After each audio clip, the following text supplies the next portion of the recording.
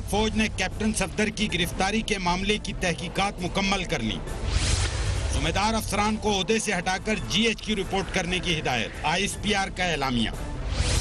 पूरे मुल्क में गो नियाजी गो का नारा लग चुका। हुक्मरान जैसे आए वैसे जाएंगे। मरियम नवाज का जलसे से खिताब। क्या अपोजिशन जमातें कराची वाक़े की तहकीकात से मुतमईन हैं? पूछेंगे रहनुमा तहरीक इंसाफ कमल शौजब से, रहनुमा मुस्लिम लीग नून चौधरी जाफर इकबाल से, रहनुमा JUIF मुफ्ती किफायतुल्लाह से और पीपल्स पार्टी की रहनुमा नफीसा शाह से।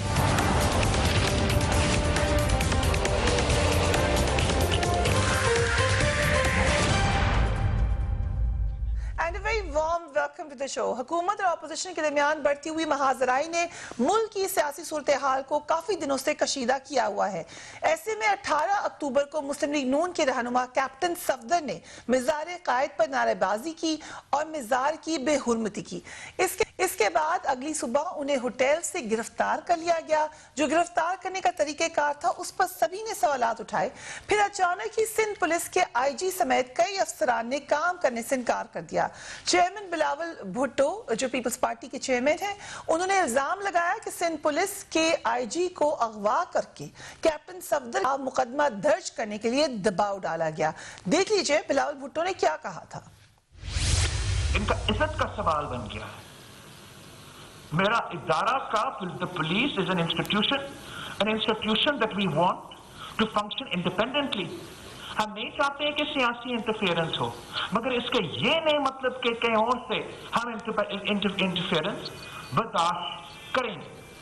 और हर शहरी के सवाल पे है, हर पुलिस ऑफिसर के it's on the lips of everybody of Sindh, every police officer from the आपका HSO से लेके SP तक, SP से लेके DIGs तक, सब सवाल यही कर रहे थे कि कौन थे जिन्होंने हमारा IG के घर का सुबह सवेरे 2 बजे के बाद घेराव किया था। कौन थे वो 2 लोग जो IG के घर में गए। बिलावल भुट्टो का कहना था कि हर कोई यही सवाल कर रहा था पुलिस का कि कौन था जिन्होंने उनके IG का घेराव किया, उनका ख्वाह किया। इसके बाद आर्मी चीफ ने बिलावल भुट्टो से राब्ता किया और इस मामले की मुकम्मल तहकीकात करने का यकीन दिलाया। 2 रोज कबल मौलाना फजल रहमान ने भी सवाल पूछा था कि इस मामले की तहकीकात का वादा किया गया था, इसकी रिपोर्ट कहाँ है। Let's watch Maulana Fazal Rahman. Police के आला कमान की तौहीन व तजलील की गई। आर्मी चीफ की सतह पर मुदाखलत हुई और उनको ये कहा गया था कि हम एक तहकीकाती कमेटी बनाएंगे। 3 हफ्ते हो रहे हैं, उसके किसी किस्म की अभी तक रिपोर्ट सामने नहीं आ रही। आज पाक फौज की जानिब से इस मामले की तहकीकात मुकम्मल करके एक एलामिया जारी किया गया है। ISPR की तरफ से जो प्रेस रिलीज आई है उसमें कहा गया है कि रेंजर्स और ISI ऑफिसर्स पर मिज़ार कायद की बेहुरमती पर कानून के मुताबिक बर वक्त कार्रवाई के लिए शदीद अवामी दबाव था। इन ऑफिसर्स ने शदीद अवामी रद्द अमल और तेजी से बदलती हुई कशीदा सूरत हाल के मद्देनजर सिंध पुलिस के तर्ज अमल को अपनी दानिश में नाकाफी और सुस्त रवि का शिकार पाया। इस कशीदा मगर पुरइश्तियाल सूरत हाल पर काबू पाने के लिए इन ऑफिसर्स ने अपनी हैसियत में किसी कदर जज्बाती रद्द अमल का मुजाहिरा किया। अभी तक की जो रिपोर्ट्स हैं बिलावल भुट्टो ने खुशाइंद करार दिया है। इसको अभी हमारे साथ मौजूद हैं हमारे साथ मौजूद है नफीसा शाह साहिबा। Thank you so much for joining us Nafisa Shah साहिबा। इस रिपोर्ट को या उसका जो अभी एलामिया आया है कैसे देखती हैं आप? देखिए ये बहुत एक तशवीशनाक बात थी जिसकी निशानदेही चेयरमैन बिलावल भुट्टो जरदारी ने की और ये 2 इदारों के बीच में तसादुम होने वाली सिचुएशन थी और उसको बचाया चेयरमैन बिलावल भुट्टो जरदारी ने इसको रेफर किया मैटर को, क्योंकि दोनों जो कंसर्न थे जिनके ऊपर कंप्लेंट्स थी कि उन्होंने अगवा किया है वो ऑफिसर्स डिफेंस मिनिस्ट्री और डायरेक्टली आर्मी चीफ के अंडर आते थे महकमे और इसीलिए उन्होंने उनको कहा कि इस मैटर को आप इंक्वायरी करें और अंडर आर्मी रूल्स यकीनन उन्होंने इंक्वायरी की और जो इस वक्त एलानिया है ISPR का उसमें तो यही बताया जा रहा है कि उनको रिमूव किया गया Yes, है। they're saying based on the recommendations of the court of inquiry, it has been decided to remove the concerned officers from their current assignments for further departmental proceedings and disposal at GHQ. Internal inquiry में decision लिया गया है, लेकिन emotional conduct थी, कौन सा कानून के तहत उन पे प्रेशर था, क्या ये सवालात नहीं है? जी मुझे डिटेल्स नहीं पता, जैसे कि मैंने कहा है कि ये दो इदारों के बीच में तसादुम वाली सिचुएशन थी और वो अवॉइड हुई है और खुश इसलूबी से इसको हल किया गया है। अब आगे डिटेल्स की बात है कि उस पर कौन से कानून लागू होंगे, उनकी पनिशमेंट होगी या पनिशमेंट उनकी हो गई है थ्रू रिमूवल, ये तो आने वाला वक्त बताएगा। लेकिन बज़ाहिर तो ये है कि जो मौक़िफ़ रखा था चेयरमैन बिलावल भुट्टो ज़रदारी ने और जिस अच्छे तरीके से उन्होंने एक बहुत बड़े क्राइसिस को उन्होंने अवर्ट किया है, आज उसका हमें मुस्बत नतीजा मिला है और आज मैं समझती हूँ कि एक अच्छा शुगून है कि ये इदारों के बीच में जो तसादुम होने वाली सिचुएशन थी वो अवॉइड हुई है और इसके ऊपर आर्मी चीफ ने एक्शन लिया है। Right, I come back to you Nafeesa Shah साहिबा, एक दो सवाल तो और हैं, बट कंवल शौज़ब साहिबा, तहरीक इंसाफ का आईजी सिंध के अगवा के बारे में मुसलसल मौक़िफ़ ये रहा था कि पीपल्स पार्टी इसके पीछे है, पीपल्स पार्टी का ये ड्रामा था। अब and I've got various statements आपके important members की तरफ से जो यही बात कह रहे थे और उसको कौन से हम ये कहते भी थे कि अभी इंक्वायरी आने दें। सो अब क्या एक माफीनामा बनता है इन स्टेटमेंट्स के ऊपर? बिस्मिल्लाहिर्रहमानिर्रहीम, थैंक यू वेरी मच फरिया। देखिए, माफ़ीनामा उस वक्त बनता है जब कोई चीज़ क्लियर कट सामने आई हो। एक वेग सिचुएशन थी और उसमें आईजी पुलिस ने अपना कोई बयान नहीं दिया था, बल्कि उल्टा एक म्यूटनी की कैफियत तारी हुई। तमाम जितने पुलिस के मेंबरान हैं उन्होंने एक मैसिव आके जब रेजिग्नेशन सबमिट कराए। अब जो आज की डेवलपमेंट है मैं उस पर एक तो कमेंट करना चाह रही हूँ। देखिए, ये एक बहुत खुश आइन बात है कि हमारी एक प्रोफेशनल फ़ौज है और फ़ौज में जब भी कोई अपनी एक रेड लाइन को क्रॉस करता है तो उसकी कोई बचत नहीं होती, चाहे वो लेफ्टिनेंट जनरल बैठे हों, चाहे वो ब्रिगेडियर हो। और अभी जनरल कमर जावेद बाजवा साहब के दौर में ही एक जनरल साहब को और 2 अदद सीनियर, एक ब्रिगेडियर थे जिनको आई गेस फांसी पे भी लटकाया गया और 2 को जो है वो उम्र कैद की सजा दी गई है, और वो इसलिए कि उनके ऊपर मार्शल लॉ के तहत उनके ऊपर जो केसेस थे वो प्रूव हो गए और उन्होंने 1 मिनट नहीं लगाया कि उनको स्पेयर कर दें या उनके साथ कोई नरमी बरती जाए। आज की भी आपने देखा कि जो उन्होंने कहा था कि हम इंक्वायरी करेंगे और उसको रिपोर्ट को पब्लिक भी किया और वो इस चीज़ को बड़े तरीके से उन्होंने देखने सामने किया। और जो भी अगर इसमें इन्वॉल्व थे लोग, जो भी ऑफिसर्स जिन्होंने अपनी लाइन क्रॉस की, उनको इवन अपनी फोर्स में भी अगर कोई देखिए, अगर डिसिप्लिन रखना हो किसी भी इदारे का, तो आपने जो इदारे के डिसिप्लिन की लाइंस है वो क्रॉस नहीं होती और यही हम इसी बात पे उनकी रिस्पेक्ट करते हैं। अब आ जाए कि ये लाइंस क्रॉस हुई क्यों।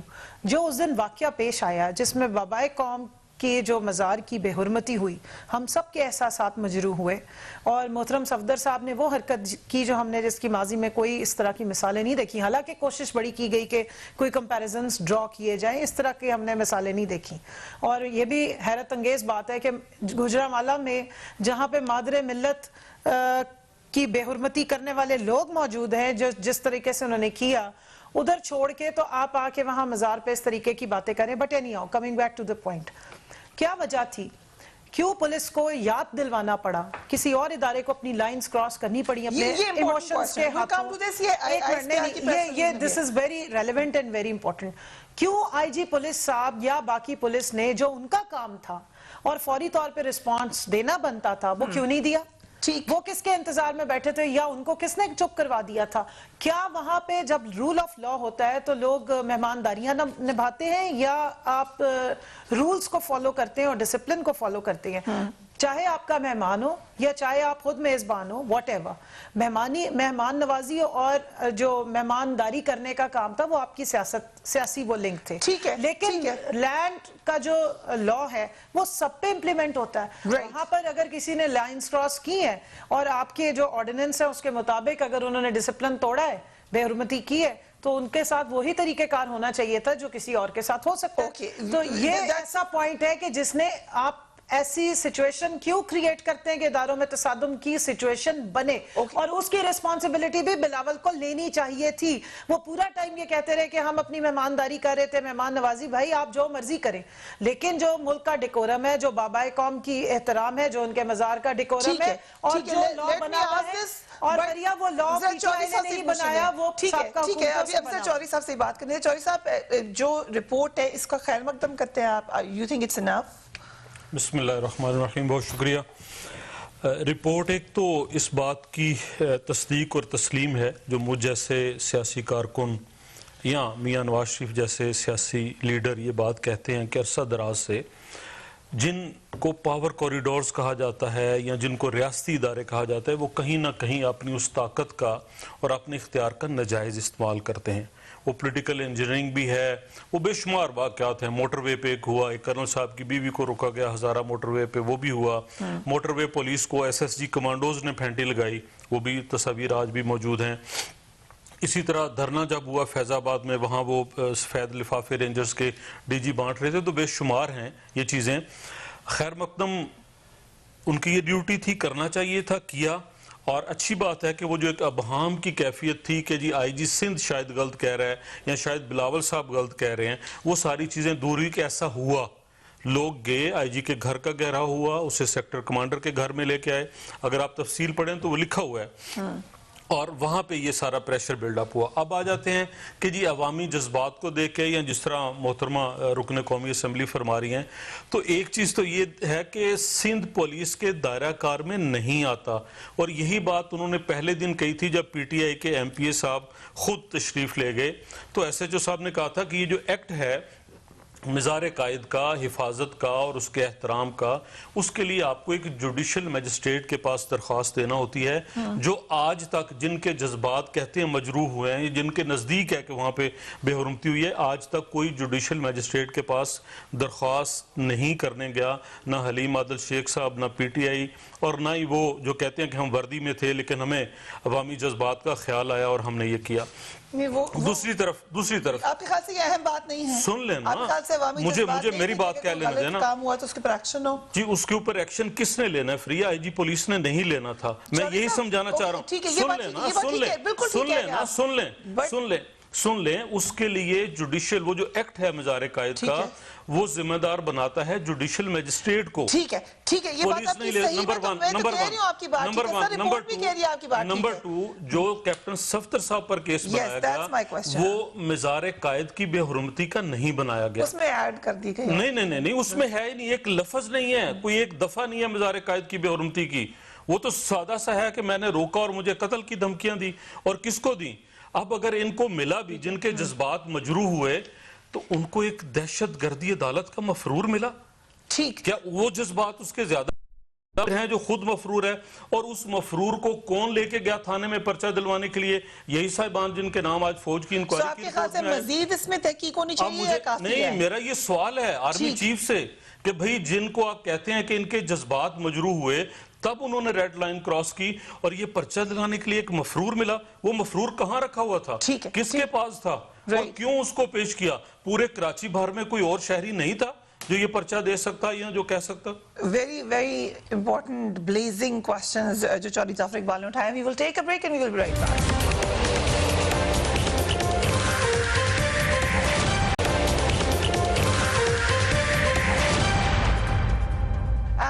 बैक। मुफ्ती कफायतुल्लाह भी हमारे साथ मौजूद है, उनकी तरफ भी जाते हैं। बट नफीसा शाह साहिबा, ये सवाल जो कि which is part of this press release, उसमें ये बात लिखी गई है कि अवामी जज्बात थे, प्रेशर था, और ये इम्प्लाई हो रहा है कि शायद पुलिस अपना काम नहीं कर रही थी, इसलिए मुदाखलत करनी पड़ी दूसरे इदारे को।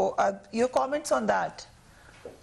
देखिए, पहले तो मैं कंवल शोजब के जो लॉजिक है मैं उस पे मैं कमेंट करूंगी कि जो उन्होंने कहा कि अगर ये वायलेशन वहां हुई है और केस रजिस्टर नहीं किया IG ने, तो ये जस्टिफिकेशन है एक सेक्टर कमांडर का, ISI का या रेंजर्स का जूनियर ऑफिसर कि वो ग्रेड 22 ऑफिसर को जाकर यरगमाल बनाए। तो हाउ वुड शी फील कि अगर फॉर इंस्टेंस इनके बोजदार साहब CCPO जो अगर कोई गलत एक्शन जो उन्होंने गलत पास किया खातून के ऊपर, अगर पब्लिक प्रेशर होता है, उस पर दुख होता है, उसको सैक नहीं करते, तो क्या रेंजर्स का चीफ जाकर उनको अगवा करे? या प्राइम मिनिस्टर साहब गुलाम सरवर खान जिसने पीआईए को डबो दिया, और उनके कई और मिनिस्टर्स और एटीएम जिन्होंने इस मुल्क को डबोया है, अगर उनके ऊपर एक्शन नहीं लेते, आटे की किल्लत के ऊपर एक्शन नहीं लेते, शुगर के ऊपर नहीं लेते, क्योंकि उसमें अवाम में गुस्सा पाया जाता है, और अगर वो एक्शन नहीं लेते तो आर्मी चीफ जाके उनको यगमाल बनाए, ये इनकी लॉजिक है। एक केस जो अभी इन्होंने जाफर साहब ने कहा कि एक झूठा केस था, उस केस के जहां पर वायलेशन हुई, अगर हुई है वहां पर, तो वो शिक और जो केस रजिस्टर वाला शिक है उनमें जमीन आसमान का फर्क था। एंड यस, वहां पर अगर वायलेशन हुई है अंडर द लॉ तो उसके प्रोसीजर्स हैं, उसके सिस्टम्स हैं। किसी को आप गन पॉइंट पर, एक महकमा दूसरे महकमे को गन पॉइंट पर कहेगा कि ये काम करो, तो इससे तो आप सिविल वॉर की कैफियत होगी। तो मुझे हैरत है, मीन्स कि यू आर जस्टिफाइंग कि एक गलत काम हुआ है जिसकी एक्नॉलेजमेंट हुई है इदारों की तरफ से कि वो गलत काम हुआ है, उस पे उन्होंने उनको रिमूव किया है, और उनको ये और टूल दे रही है कि हाँ जी ये अगर नहीं करते, आईजी ये नहीं किया तो ये जस्टिफाइड एक्शन था।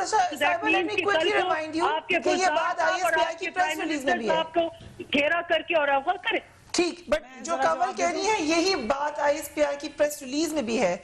जी कंवल साहब क्विकली, फिर मैं सिर्फ नफीसा शाह को याद करा रही हूँ कि बाकी सारी दुनिया और बाकी पाकिस्तानियों की वो वैल्यू नहीं है जो कायदे-आज़म मोहम्मद अली जिन्ना की है। यहाँ पे पर्सनालिटी को भी आप जहन में रखिए। पाकिस्तान के हर नोट पे कायदे-आज़म छपते हैं, ना चीफ मिनिस्टर सिंध छपता है, ना चीफ मिनिस्टर पंजाब छपता है, और वो बाबाए कौम चाहे मैं हूं या 70 साल बाद मेरे बच्चे हैं, उनके लिए उनकी वही वैल्यू रहेगी। आप अगर हाकिम अली जरदारी साहब की नजरियात से हट के सोचेंगी ना, तो आपको पता लगेगा कि पाकिस्तान की फौज कसम किसके लिए खाती है। पाकिस्तान का झंडा, पाकिस्तान की जो कायदे में मेमार है, इसके लिए सबके सेंटिमेंट्स हैं, और ये आप भूलें ना इसमें से, इनको आप बाकी चीजों से कंपैरिजन मत करें। जो बाबाए कौम की इज्जत तकरीम है, आप उस दिन उठा के देखती तो सही कि किस किस ने उस दिन आवाज उठाई है, और जो टीवी पे मनाजर लोगों ने देखे हैं, उस चीज को जहन में रखिए। आप उसको कहीं किसी और चीजों से, 10 चीजों से आप मिला लें, चाहे जो मर्जी कर लें, एक कौम की सिग्निफिकेंस होती है उस कौम के जो फाउंडिंग फादर होते हैं उसके साथ होती है, और ये जिंदा कौमों की निशानी होती है। अगर आप कोशिश कर रहे हैं कि आप कोई नए किस्म के हम फाउंडिंग फादर्स बना लें, वो हो नहीं सकता है। ये पाकिस्तान की हिस्ट्री है, और इस फैक्ट के साथ हमारे आने वाले हर बच्चे को हम बताते हैं कि कायदे-आज़म की इज्जत क्या है, हमारे मुल्क के झंडे की इज्जत क्या है, और हमारे मुल्क के इदारों की इज्जत क्या है। सबके लिए बाबाए कौम वालिद की जगह है, सबके लिए साहिबा, फरिया इदरीस साहिबा, कमल जोसेफ साहिबा जो फाड़ के बात कर रही है ना, वो एक्चुअली ये बात और आप मेरा नाम मत खराब किया करें। I don't care, okay, I don't care. जो ये कह रही है गला फाड़ फाड़ कर, ये कह रही है कि FIR रजिस्टर करें, FIR रजिस्टर करें। It's not, I don't care what your name is. I don't care what your name is. ये गला फाड़ फाड़ कर जो बात कर रही है, वो कह रही है कि इमरान खान जिसने धावा बोला था कायदे-आज़म की मज़ार पर, उसके ऊपर FIR रजिस्टर करें। इनका मकसद यही है। तो प्लीज मैं ये डिमांड करती हूँ सिंध हुकूमत से कि इनका FIR रजिस्टर करें, क्योंकि इमरान खान जब आए थे कायदे-आज़म की मज़ार पर तो इससे ज्यादा बेहुरमती हुई थी। तो आप कहाँ थे? आप क्यों सो रहे थे? आपने क्यों बर्दाश्त की अगर ऐसा कुछ हुआ था? ओके, क्यों बर्दाश्त किया आपने? आप लोगों को कायदे-आज़म की तकरीर का शायद एहसास नहीं होना चाहिए। मैं ये डिमांड करती हूँ FIR होना चाहिए। न सिर्फ ये पीटीवी पर हमला करने का FIR होना चाहिए। सुप्रीम कोर्ट में अभी तो रिलीज हुए उससे 6 केसेस किए आप लोगों ने, 8 साल बाद जाके बेल मिली, क्या बातें कर रही हैं? जो हमला किया था उसके ऊपर FIR करें, और अभी जो PIA को डुबोया है आपने, उसके ऊपर जेल में डालें इनके लीडर को। ये इनका नजरिया है। Selected, one selected, today selected. Kamal Sahiba को मैं आज सिलेक्ट कर देती हूँ, क्योंकि मुझे उनका नाम नहीं आता, प्रोनाउंस करना नहीं आता, तो सिलेक्टेड साहिबा सही है। ओके, बाकी मामला आप बाद में तय कर ले। नाम को मैं भी क्लियर कर देती हूँ, कंवल शौजब नाम है इनका, and I think for clarity for everyone unique name है, इस वजह से थोड़ी सी प्रॉब्लम है। But I come to you Mufti Sahab, क्योंकि मौलाना साहब कहे थे कि रिपोर्ट को मंजर आम पर आना चाहिए, अब मुतमईन है JUIF? सिखाए वरना मैं उनको मिस सिलेक्टेड कहूंगी। I am selected. और I am proud to be selected. Good. ये तो Thank you very much. Okay, let's listen to Mufti साहब. Let's listen to Mufti. Selected। आप लोग फोन करके एक दूसरे से ये बात कंफर्म करें। Let me come to Mufti साहब प्लीज। इस मुल्क में मिस सिलेक्टेड और उसका पहला अवार्ड जो है ये कमल साहिबा, जिनका मुझे नाम नहीं आता, इनको पहला मिस सिलेक्टेड का नफीसा साहिबा, नफीसा साहिबा, let's come to the topic. आप पर्ची वाले चेयरमैन को फॉलो करते हुए बहुत आगे चली गई। Let's come to the topic please. मुफ्ती साहब, आप मुतमईन हैं इस रिपोर्ट से? बिस्मिल्लाहिर्रहमानिर्रहीम। अच्छा हुआ आपको हमारा ख्याल भी आया। मेरी राय में तो ऐसा है कि एक झलक सामने आई है कि इदारे कौन से इदारे के ताबे और गुलाम हैं। हम ये बात एक अरसे से कर रहे हैं, हमारी बात कोई नहीं सुनता, तो ये हमारी दलील सामने आ गई है कि अमलन यहाँ माशाल्लाह है और इमरान साहब ने जो अचकन पहनी हुई है इसके नीचे वर्दी है और तमाम के तमाम इदारे मिलिट्री इंटेलिजेंस के सामने जवाबदेह हैं। यहाँ तक कि IG, DIG और DPOs के तकर्रनामे भी यही लोग कर रहे हैं तबादले, तो अमलन उनकी हुकूमत है। ये तमाम बातें इस रिपोर्ट से कैसे साबित हुई है मुफ्ती साहब? इस रिपोर्ट से मैं ये जुमला पूरा करूं फिर इसका जवाब भी देता हूँ। अगर ये सारी बातें सच होती तो जी नहीं, मैं जरा सुने हक़ाइक़ तलब होते हैं।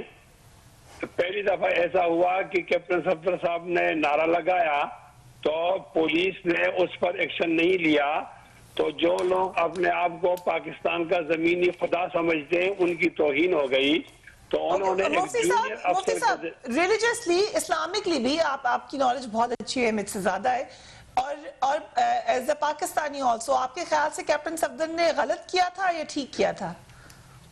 नहीं, मैं देखो ना, आप मुझे मौका देंगी तो मैं सारी बात मैं आपकी राय जानना चाहती हूँ। आप काटेंगी तो मेरी बात तो नहीं हो सकेगी, मेरी बात जरा फुल स्टॉप तक पहुंचे, उसके बाद आपको सवाल करने का हक है जी।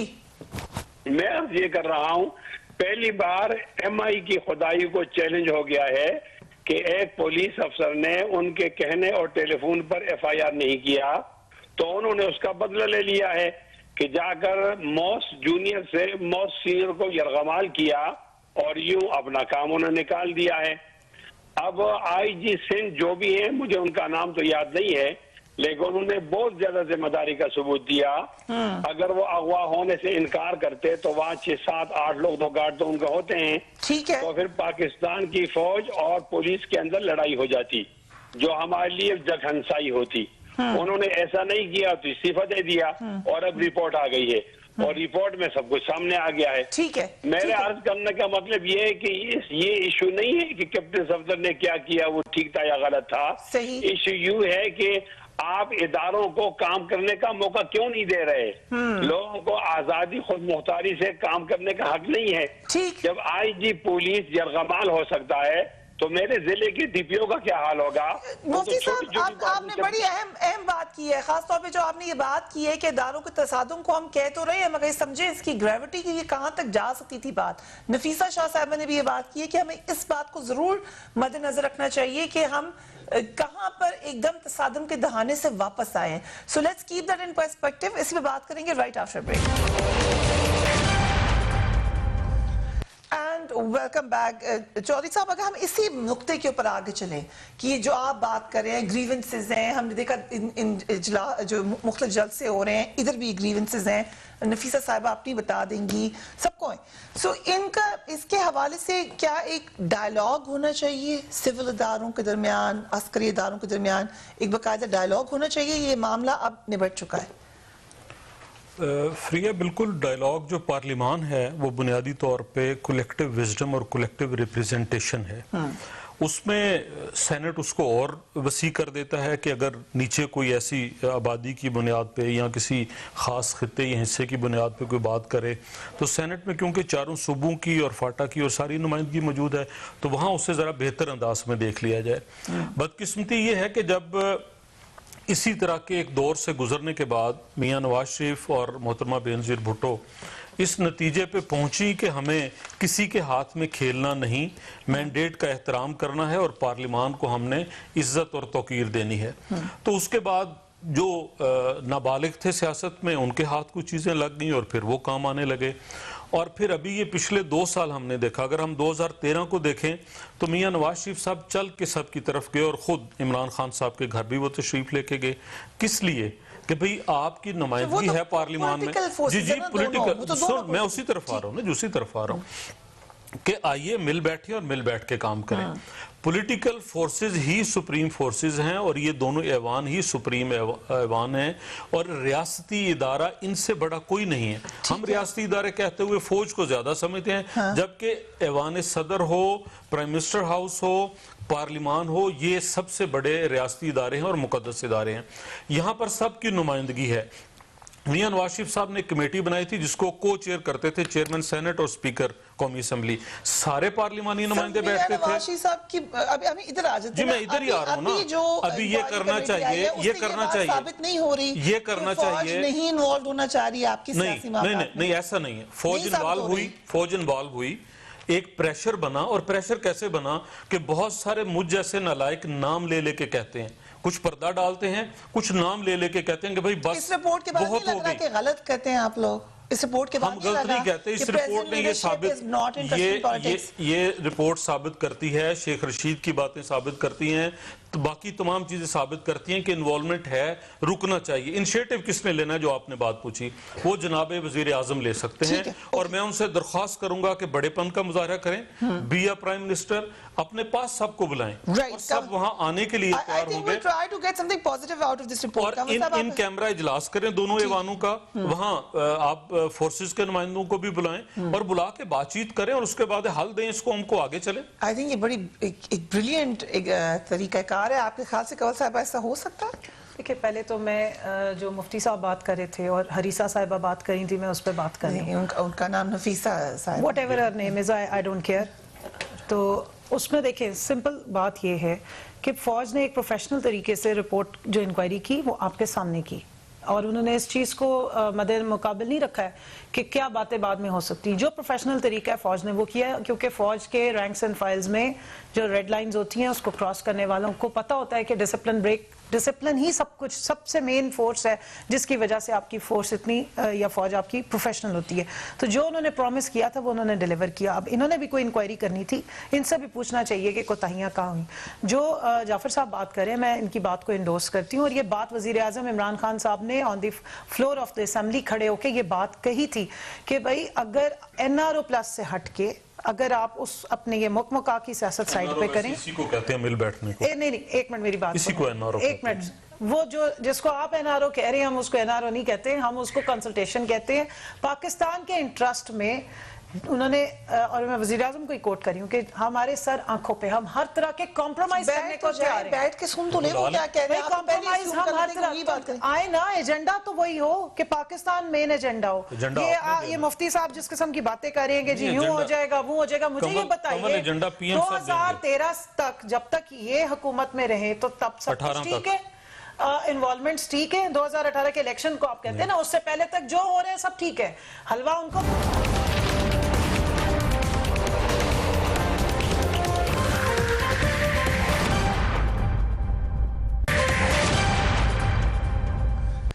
Welcome back. पाकिस्तान में पोलियो के खिलाफ मुहिम जोरों शोर से जारी है। मुल्क में कोरोना वायरस के खतरात भी बढ़ते हुए नजर आ रहे हैं। यकीनन SOPs को स्ट्रिक्टली आप ऑब्जर्व कीजिए, मगर इस मुश्किल घड़ी में भी मुल्क के बच्चों को पोलियो के ड्रॉप्स पिलाने के लिए, उनको पोलियो से बचाने के लिए ये रज़ाकार एहतियाती तदबीर के साथ, फुल SOPs के साथ घर घर जाकर बच्चों को पोलियो के कतरे पिला रहे हैं। आप उनका साथ दीजिए, उनकी मदद कीजिए, बच्चों को पोलियो के कतरे पिलाएं, क्योंकि ये बहुत जरूरी है कि पाकिस्तान को हम ना सिर्फ इस वबा कोरोना से बचाएं बल्कि साथ ही साथ पोलियो से भी बचाएं, क्योंकि दुनिया में पाकिस्तान का नाम बुलंद करने के लिए ये बहुत जरूरी है। आपकी मदद दरकार है। Do watch this report. अपने घरवालों का ख्याल रखिए। अल्लाह हाफिज।